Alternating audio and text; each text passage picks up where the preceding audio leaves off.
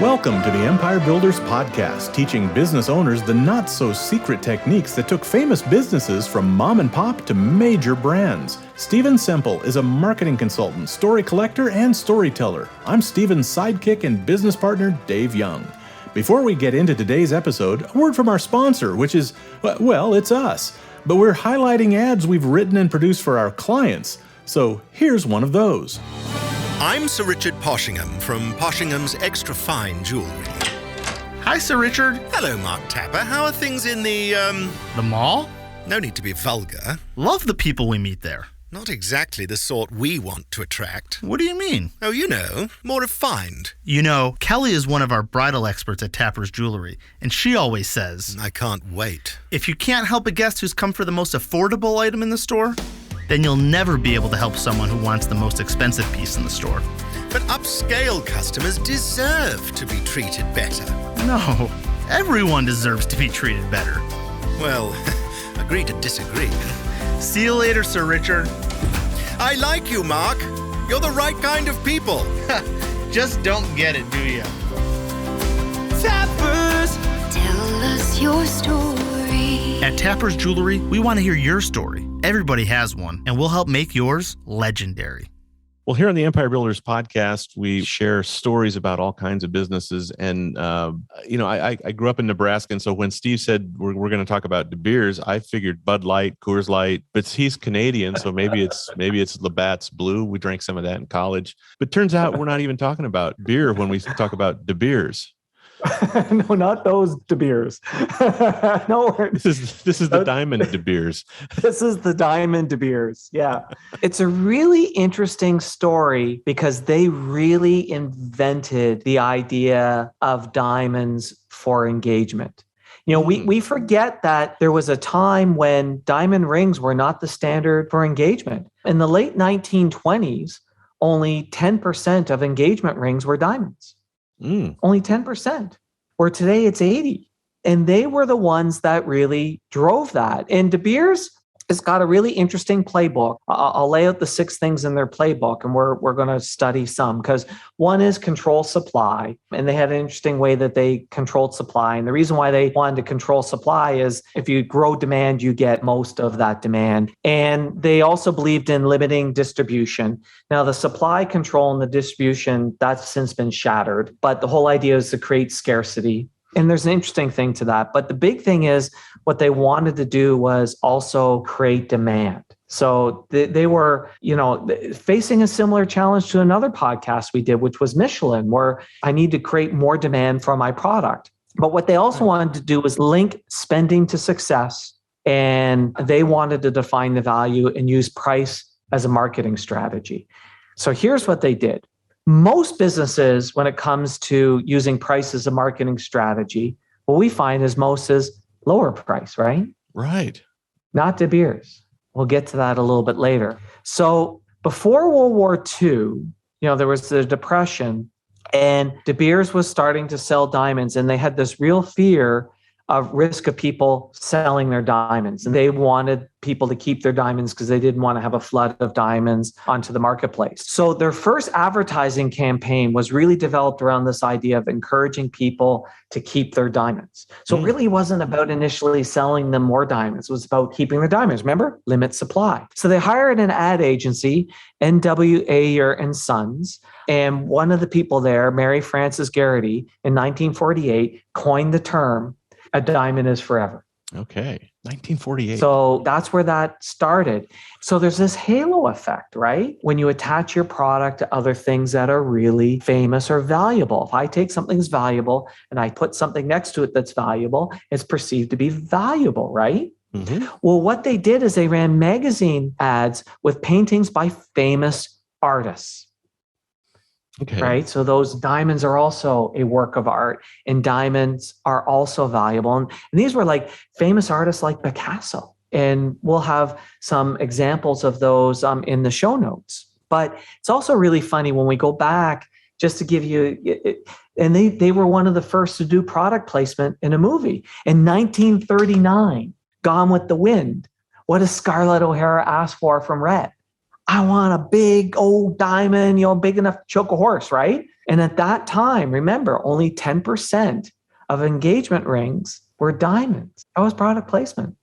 Now, that's cool. So in 1939, it's 10%. 1948, they start running Diamonds is Forever campaign, and they start doing the magazine ads with the famous painters. By 1950, 1/3 of all engagement rings were now diamond rings.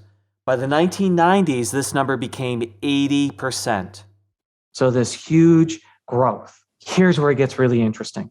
This campaign worked so well that they decided to do it in Japan. So in 1967, in Japan, hardly any engagement rings were diamonds. They took the very same campaign that they ran in the United States, and one could argue, oh, but Japan's different, right? Like how many times, Dave, have we heard clients say, well, that worked in Texas. It's really not going to work in Oklahoma, right? Yeah. They took a campaign that worked in the United States and they took it to Japan. And in 1967, hardly any engagement rings were diamonds. And by the mid-1980s, 70% of engagement rings were diamonds. All right. So Japanese people are buying diamonds now. Based upon a campaign that worked in the United States. So then they said, let's go to China. Did they create a campaign specifically for the Chinese market? No, they ran the same campaign again, the one that they ran in the United States and the one they ran in Japan, and they ran it in China. Diamond is Forever, same result, because people are people. Yeah, in a couple of decades, half of the engagement rings in China are now diamonds. Amazing. And back to this pricing thing we said we'd come back to, where as a pricing strategy, most businesses would go cheaper, right?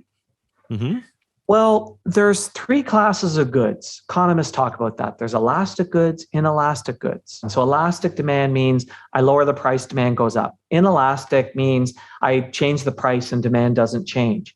And then there's what's called Veblen goods.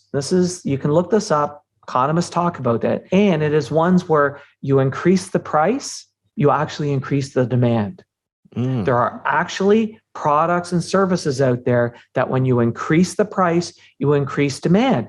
And there's some really interesting studies of bread makers that have been sold through Williams-Sonoma where they've had this happen, where they've increased the price and demand has gone up. Don't automatically assume I lower price, I increase demand. Demand may go up if it's elastic. Demand may remain the same if it's inelastic, or demand may go down if it's a Veblen good. Veblen. And it's named after the economist who actually uncovered this idea. And he was the economist who also coined the term conspicuous consumption. Okay. And here's the weird thing. Studies are showing men are more connected to diamonds than women, actually. Studies are showing that men would sacrifice more than a woman in order to buy a diamond, although men joke it's the woman who wants the big rock, but deep down inside, it's the men. It's a sign of success.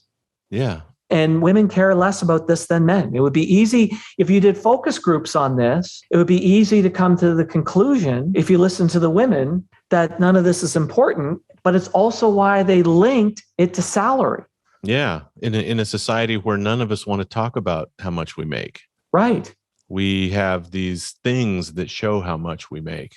Yeah, absolutely. And diamonds became very, very much that way. It was Thorstein Veblen who basically coined the term, and he's the economist who coined the term conspicuous consumption. But pricing strategies have a couple of different directions that they can go. But to me, the most interesting lesson in all of this that anybody can take away is, stay tuned. We're going to wrap up this story and tell you how to apply this lesson to your business right after this.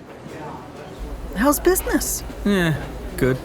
Why isn't it great? We were growing 20-30% every year for 5 years. Then we went flat in the last 3. Growth used to be easy. Now, nothing we do seems to have the same effect anymore.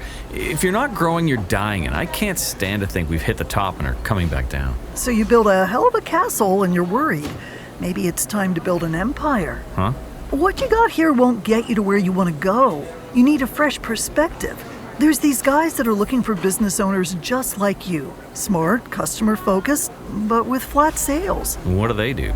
Build empires, but they don't work with just anyone. You have to be customer-focused. So what exactly do they do? Well, some say they're marketers, but I call them crusaders. Check out their website at empirebuilderprogram.com. Like what you see, set up a meeting. Crusaders, empires, castles. Think someone's been getting so old they're medieval. empirebuilderprogram.com. Check it out before you become a dinosaur. You mean dragon? No, I mean dinosaur. They were good too, for a while. Sure you want to be just good? empirebuilderprogram.com.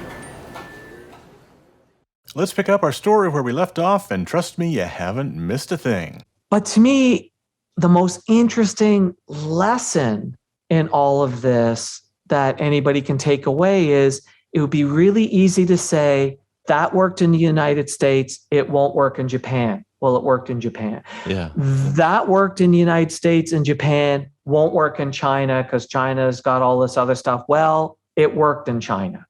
And the empires that we've studied is what they've done is they take what's working and they multiply it.